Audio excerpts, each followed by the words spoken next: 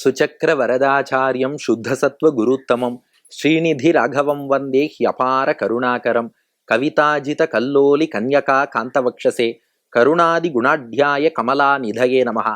ஸ்ரீ சங்கரா TV நேயர்களுக்கு நமஸ்காரம். புன்னகை ராமாயணத்தின் யுத்த ஸ்பந்தத்தை அடியேனுடைய பிராச்சாரியன் ஆசுகவி வில்லூர் சுவாமி 37 ஸ்லோகங்கள் கொண்ட பகுதியாக அமைத்திருக்கிறார். இந்த யுத்த ஸ்பந்தத்துல மொத்தம் 37 ஸ்லோகங்கள். அதையும் எப்படி வடிவமைச்சிருக்காருன்னா, முதல் 2 ஸ்லோகங்கள் வானரர்கள் சேதுக்கரையை வந்து அடைந்ததை வர்ணித்தார். அதுதான் நாம 2 ஸ்லோகங்கள் பார்த்து பூர்த்தி பண்ணிட்டோம். வானர சேனை எப்படி புறப்பட்டு சேதுக்கரை வரைக்கும் வந்தது, அது முதல் 2 ஸ்லோகம். 3வது ஸ்லோகத்திலிருந்து 5வது ஸ்லோகம் வரை விபீஷண சரணாகதி. அங்க ராவண பவனத்திலிருந்து விபீஷணன் இக்கரைக்கு வந்து ராமன் திருவடிகள்ல சரணாகதி செய்ய அவனை எப்படி ராமன் ஏற்றான், இது 3லேருந்து 5. 6வது ஸ்லோகத்திலிருந்து 8வது ஸ்லோகம் வரை சேது பாலம் கட்டுவது. சேது கட்டி இங்கிருந்து இலங்கைக்கு ராமன் செல்கிறான் அல்லவா, அந்த சேது பால நிர்மாணம் 6லேருந்து 8. அப்போ 1, 2 கடற்கரையை அடைதல், 3, 4, 5 விபீஷண சரணாகதி, 6, 7, 8 சேது அணை கட்டுதல். அப்புறம் 9வது ஸ்லோகத்தில் இருந்து 22வது ஸ்லோகம் வரை 14 ஸ்லோகங்கள் ராமராவண யுத்தத்தின் வர்ணனை. 14 ஸ்லோகங்களாலே போர் எப்படி நடந்தது, ராவணனை எப்படி ராமன் வதம் பண்ணா, அதை வர்ணித்திருக்கிறார் வில்லூர் சுவாமி. 23வது ஸ்லோகத்தில் இருந்து 27வது ஸ்லோகம் வரை 5 ஸ்லோகங்கள் சீதையை ராமன் எப்படி ஏற்றுக்கொள்கிறான், சீதாராமர்கள் எப்படி இணைந்தார்கள், அதை வர்ணிப்பது 23லேருந்து 27. அதுக்கப்புறம் 28வது ஸ்லோகத்தில் இருந்து 32வது ஸ்லோகம் வரை அடுத்த ஒரு 5 ஸ்லோகங்கள் இவர்கள் எப்படி அயோத்தியை மீண்டும் அடைகிறார்கள், அயோத்திக்கு எப்படி ராமன் திரும்பினான், அதை வர்ணிப்பது 5 ஸ்லோகங்கள். நிறைவாக 33லேருந்து 37 வரை அடுத்த ஒரு 5 ஸ்லோகங்கள். இவை நீங்கள் ஆவலோடு எதிர்பார்த்து கொண்டிருக்கும் ஸ்ரீ சீதாராம பட்டாபிஷேகம். ஸ்ரீ சீதாராமர்களுக்கு பட்டாபிஷேக வைபவம் எப்படி நடந்தது, அதை சொல்வது 33லேருந்து 37. அதனால 1லேருந்து 2 கடற்கரையை அடைதல், 3லேருந்து 5 விபீஷண சரணாகதி, 6லேருந்து 8 சேது பாலம் கட்டுதல், 9லேருந்து 22 ராமராவண யுத்தம், 23லேருந்து 27 சீதையை மீண்டும் ஏற்றுக்கொள்ளுதல், 28லேருந்து 32 அயோத்திக்கு திரும்புதல், 33லேருந்து 37 ஸ்ரீ சீதாராம பட்டாபிஷேகம். இதுல முதல் பகுதியாக முதல் 2 ஸ்லோகங்களை நாம் அனுபவிச்சுட்டோம். இப்போ கடற்கரைக்கு வானரசேனை வந்தாச்சு. இரவு முழுவதும் ராமலக்ஷ்மணாலே காவல் காத்துட்டா. அடுத்த நாள் பொழுது விடியறது. அப்பதான் விபீஷணன் சரணாகதி செய்வதற்காக வருகிறான். 3வது ஸ்லோகம்லேருந்து 5வது ஸ்லோகம் விபீஷண சரணாகதி. இன்றைய தினம் நாம 3வது ஸ்லோகம் பார்க்க போறோம். விபீஷணன் ராமபிரானிடம் மறுநாள் வந்து சரணாகதி செய்கிறான். அப்போ சுக்ரீவன் இந்த விபீஷணனை ஏத்துக்காதேங்கிறான். அதை நினைச்சு ராமன் சிரிச்சானான். ராமன் எப்படியும் விபீஷணனை ஏத்துக்க போறான். சுக்ரீவன் கூற்றை எண்ணி ராமன் சிரிச்சானான். ஏன் சிரிச்சான்? வாருங்கள், புன்னகை ராமாயணம் யுத்த ஸ்பந்தம் 3வது ஸ்லோகம். உங்கள் உள்ளத்திலும் இல்லத்திலும் எழுந்தருளியிருக்கும் சீதாராமர்கள் முன்பு ஸ்லோகத்தை விண்ணப்பிக்க தயாராகுங்கள். உங்கள் மனத்திரையிலே காட்சி. விபீஷணன் சரணாகதி செய்து ராமனே கதி என்று காத்திருக்கிறான். இங்கே சுக்ரீவன் விபீஷணனை ஏத்துக்காதேங்கிறான். அப்போது ராமன் தன் கருத்தை வெளிப்படுத்தும் விதமா புன்னகை செய்கிறான். தொலைக்காட்சி திரையிலே ஸ்லோகம். ஆயாத்தே தசகந்தரஸ்ய சகஜே ரக்ஷா பிரதீக்ஷே ஸ்திதே த்யக்த்வா ப்ராதரம் ஆகதோ விபதியஸ் தஸ்மின் கதம் விஸ்வசேஹே இத்யேவம் த்ரிதசோதிதத்வ குணதः பிரத்யூஹ வாக்கியம் ரவேஹே சூனோர்ஹந்த நிஷம்யதே யதபவத் தத்வாக்கிம் ஏதத் ஸ்மிதம். இப்போ வில்லூர் சுவாமி வடுவூர் ராமனை பார்த்து சொல்றார், ராமா ஆயாத்தே தசகந்தரஸ்ய சகஜே, ராவணனுடைய தம்பியான விபீஷணன், 10 தலை ராவணனுடைய தம்பி விபீஷணன் உன்னை தேடி வந்தான். நிவேதயதமாம் க்ஷிப்ரம் விபீஷணம் உபஸ்திதம் சர்வலோக சரண்யாய ராகவாய மகாத்மனேன்னு சொல்லி உன் திருவடிகள்ல சரணாகதி செய்து அங்கே காத்திருந்தான். அப்போ சுக்ரீவன்ட்ட, நான் விபீஷணன் வந்திருக்கேன், ராவணனுடைய தம்பி வந்திருக்கிறேன், ராமனே கதின்னு அவனிடம் அடைக்கலம் கேட்டு வந்திருக்கிறேன், போய் சொல்லுங்கோன்னு சுக்ரீவன்ட்ட பிரார்த்தித்தான். ரக்ஷா பிரதீக்ஷே ஸ்திதே, ராமன் தன்னை காக்க வேண்டும்ங்கிற பிரார்த்தனையோடு வந்து நின்று கொண்டிருக்கிறான். அப்ப என்னாச்சுன்னா, சுக்ரீவன் கிடுகிடுன்னு ராமா உங்ககிட்ட ஓடி வந்தான். நேரா வடுவூர் ராமனை அட்ரஸ் பண்ணி சொல்றார் வில்லூர் சுவாமி. ராமா, அப்படி விபீஷணன் நீ காக்கணும்னு காத்துன்னு இருக்கான். அப்ப சுக்ரீவன் கிடுகிடுன்னு உன்கிட்ட ஓடி வந்தான். ஓடி வந்து என்ன சொன்னானா, த்யக்த்வா ப்ராதரம் ஆகதஹா, இந்த விபீஷணன் இருக்கானே சொந்த அண்ணனையே கை விட்டுட்டு வந்திருக்கான். அதுவும் எப்போ, விபதியஹா, அந்த அண்ணனுக்கு பெரிய விபத்து, ஆபத்து. ஏன்னா நாம பெரிய சேனையோடு ராவணனை அழிக்கணும்னு போயிட்டு இருக்கோம். அண்ணனுக்கு ஆபத்துங்கும் போது அண்ணனை கை விட்டுட்டு இங்க வந்திருக்கான். இவனை போய் ஏத்துக்கலாமா? தஸ்மின் கதம் விஸ்வசேகே, இவனை போய் நம்பலாமா, இவனை போய் ஏத்துக்கலாமான்னு நானா சுக்ரீவன். உடனே ராமனுக்கு சிரிப்பு வந்துருத்தான். சுக்ரீவன் தன்னோட ட்ராக் ரெக்கார்டையே மறந்துட்டு சொல்லிட்டு இருக்கானே, இவனே அவன் அண்ணன் வாலியை வீழ்த்தி அவன்கிட்ட ராஜ்யத்தை வாங்கி தரணும்னு சொல்லி அண்ணனை எதிர்த்து தம்பி வந்தவன் தானே சுக்ரீவன். இவன் சொல்றான் விபீஷணன் ராவணனோட தம்பி, ராவணனுக்கு ஆபத்துங்கும் போது அவனை விட்டுட்டு ஓடி வந்துட்டான். கதம் விஸ்வசேகே, இவனெல்லாம் போய் நம்பலாமா, நம்மளையும் விட்டுட்டு ஓடிட மாட்டானா?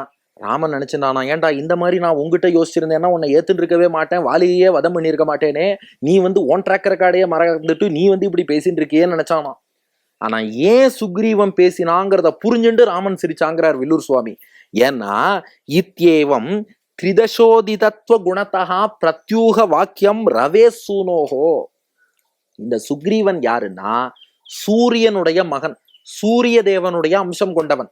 என்னன்னா ராமனுக்கு கைங்கரியம் பண்றதுக்காக வானவர்கள் எல்லாம் வானரர்களாக வந்தார்கள், தேவர்கள் எல்லாம் இந்த குரங்குகளாக வந்தார்கள். அதுல வாலி இந்திரனுடைய அம்சம், ஹனுமான் வாயுவினுடைய அம்சம், சுக்ரீவன் சூரியனுடைய அம்சம், அது போல நீலன் என்பவன் அக்னியின் அம்சம், நளன் என்பவன் விஸ்வகர்மாவோட அம்சம், அது போல மைந்தன் திவிதன்கிற 2 பேர் அஸ்வினி தேவர்களுடைய அம்சம். இப்படி வானராள் எல்லோருமே வெவ்வேறு தேவர்களின் அம்சமாக, அதனால சூரியனுடைய மகன் என்று சுக்ரீவனை சொல்வார்கள். ஏன்னா சூரியனுடைய அம்சமாக பிறந்தவன். அதனால ராமன் என்ன நினைச்சானா, தேவர்களின் குணம் கரெக்டா இவன்ட்ட வந்திருக்கு. இத்யேவம் திரிதசோதிதத்துவ குணத்தகா, தேவர்களின் குணம் இவன்ட்ட கரெக்டா இருக்குன்னு நினைச்சாராம். அது என்ன தேவர்களின் குணம்னா, யாராவது தபஸ் பண்ணாலோ முக்தி அடையணும்னு நினைச்சாலோ அல்லது பக்தி யோகத்துல ஈடுபட்டாலோ தேவர்கள் இடையூறு செய்வார்களாம். ஏன்னா அந்த தேவர்களுக்கு பயம், அதுக்கப்புறம் நம்மளை சுத்தறதுக்கு ஆள் இருக்க மாட்டானே, இவன் நமக்கு மேல பெருமாள் திருவடியை போய் அடைஞ்சுட்டான்னா நம்மை சுத்த ஆள் இருக்க மாட்டானேன்னு தேவர்கள் நினைப்பாளாம். என்னப்பா இப்படி சொல்றேன்னா, ராமாயணத்திலேயே பிரசிடன்ஸ் இருக்கு. விஸ்வாமித்திரர் தவம் புரியும் போது இந்திரன் மேனகையை அனுப்பி அந்த தவத்தை கலைக்கிறானா இல்லையா? அப்ப யாராவது பக்தியிலயோ தவத்திலோ ஈடுபட்டால் இந்த தேவர்கள் இப்படி யாராவது இடையில பூந்து அதை கலைச்சு விடுவாளாம். ஆனா கவலைப்பட வேண்டாம், பெருமாளே அந்த தடைகளையும் போக்கி அந்த தியானத்தை தபஸை பூர்த்தி பண்ணி தருவாருங்கிறது வேற விஷயம். ஆனா இந்த இந்திரன் உள்ளிட்ட தேவர்களுக்கெல்லாம் லைட்டா அந்த எண்ணம் ஒண்ணு உண்டு, யாராவது ஒருத்தன் பக்தியில ஈடுபடுறான்னா அதுக்கு தடை பண்ணணும். ராமன் நினைச்சுட்டானா, ஏண்டா இது சூரியனுடைய அம்சம்ங்கிறதுனால பூமியில பிறந்தாலும் அந்த தேவ குணம் உனக்கு போகல, அதனாலதான் இந்த விபீஷணன் சரணாகதி பண்றேன்னு சொல்லிட்டு வந்தா அவனை போய் இல்ல ஏத்துக்காத, இவன் சரணாகதியை ஏத்துக்காதேன்னு இங்கேயும் இடைஞ்சல் பண்றியே, ஏண்டா ஓன் ட்ராக் ரெக்கார்டை நினைச்சு பாத்தியா?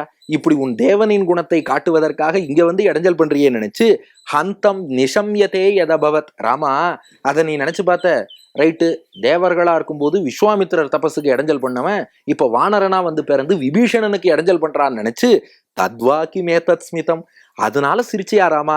அந்த புன்னகையத்தான் எங்களுக்கு வடுவூரில் காட்டுகிறாயா என்று கேட்கிறார் வில்லூர் சுவாமி. அப்ப ஸ்லோகத்தின் மொத்த கருத்து என்னன்னா, விபீஷணன் ராமா நீதான் காக்கணும்னு காத்துண்டு மேல நிக்கிறான். சுக்ரீவன் சொந்த அண்ணனையே கைவிட்டுட்டு வரான், இவனை ஏத்துக்காத நம்பாதேன்னு சொல்லி சொன்னான். சரி, இவன் ட்ராக் ரெக்கார்டையே மறந்து சொல்றான், எல்லாம் அந்த தேவனுடைய குணம் போகல.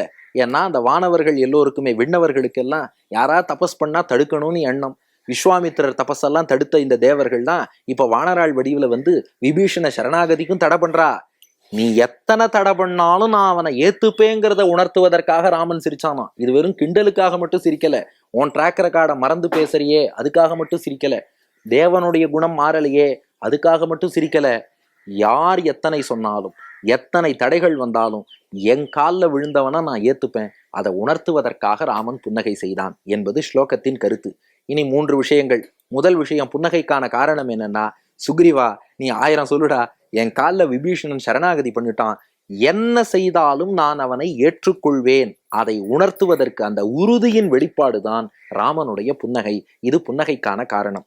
2, இந்த புன்னகை உணர்த்துற செய்தி என்னன்னா, நமக்கு மேலோட்டமா பார்த்தா ஹியூமரஸா தோணும். அதாவது தேவர்கள் விஸ்வாமித்திரர் தபஸ் பண்ணா கலைச்சா, இப்ப வானராளா பிரிஞ்சு விபீஷண சரணாகதிக்கு தடை பண்றா. விஷயம் என்னன்னா, இந்த இயற்கை குணம்ங்கிறது மாறாதான். அதுதான், அது தேவர்களா இருக்கும்போது எந்த குணமோ அது அப்படியே தொடர்கிறது. இதை நாம வாழ்க்கையில நிறைய பேருக்கு பார்ப்போம். சில குழந்தைகள்லாம் இளமையிலேயே நன்றாக பாடுவார்கள். என்னன்னா முன்ஜென்மத்து வாசனை, முன்ஜென்மத்துல பெரிய கர்நாடக இசைக்கலைஞரா இருந்திருப்பார், அல்லது வேறு ஏதாவது ஒரு இசை பயின்று இருப்பார், இப்ப பிறக்கும் போதே நன்றாக பாடுகிறார் என்று சொல்கிறோம் அல்லவா? அது போல அந்த குணங்கள் என்பவை அப்படியே தொடருமா. அதனாலதான் ஒரு புது கவிஞர் அழகா சொன்னார், மாறாதையா மாறாது மனமும் குணமும் மாறாது, துறவியின் வாழ்வில் துயரம் வந்தாலும் தூய தங்கம் தீயில் வெந்தாலும் மாறாது. துறவியின் வாழ்வில் துயரம் வந்தாலும் அவன் மனசு மாறாது, தூய தங்கம் தீயில் வெந்தாலும் மாறாது. அது மட்டும் இல்ல, ஒவ்வொன்றுக்கும் ஒரு குணம்னு ஒண்ணு உண்டு. அதையும் அந்த கவிஞரே ரொம்ப அழகா சொல்றார். காட்டுப்புலியை வீட்டில் வச்சாலும் கரியும் சோறும் கலந்து வச்சாலும் குரங்கு கையில் மாலையை கொடுத்து கோபுரத்தின் மேல் நிக்க வச்சாலும் மாறாது. அப்ப அந்த இயற்கையான குணம்ங்கிறது அப்படியே தொடரும். தேவர்களின் குணம் வானராளுக்கும் தொடர்றது. அது இந்த புன்னகை உணர்த்தக்கூடிய மெசேஜ்.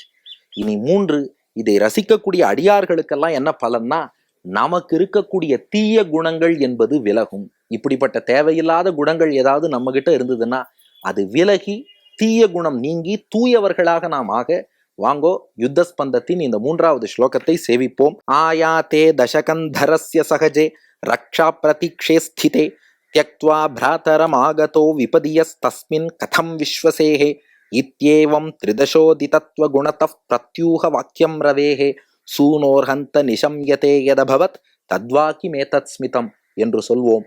தீய குணங்கள் நீங்கி தூயவர்களாவோம். நன்றி, வணக்கம்.